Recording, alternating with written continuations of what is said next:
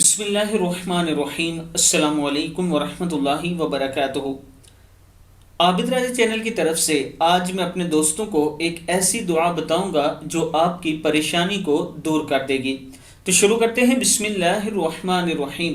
حضرت ابو ہریرہ رضی اللہ تعالیٰ عنہ فرماتے ہیں کہ ایک روز میں رسول اللہ صلی اللہ علیہ وآلہ وسلم کے ساتھ باہر نکلا، اس طرح کہ میرا ہاتھ آپ صلی اللہ علیہ وآلہ وسلم کے ہاتھ میں تھا۔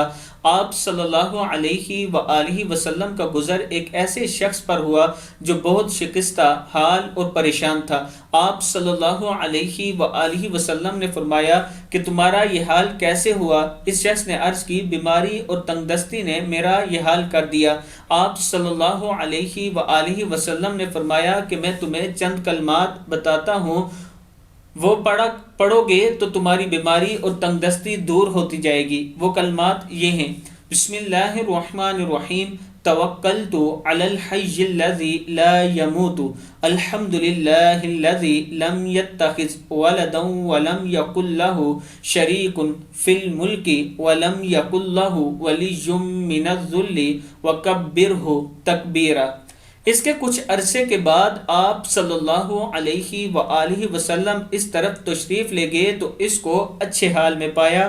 آپ صلی اللہ علیہ وآلہ وسلم نے خوشی کا اظہار فرمایا۔ اس نے عرض کی کہ جب سے آپ نے مجھے یہ کلمات بتلائے تھے میں پابندی سے ان کلمات کو پڑھتا ہوں۔ معرف القرآن میں جلد 5 میں موجود ہے، یہ آپ دیکھ سکتے ہیں صفحہ نمبر 531 پر۔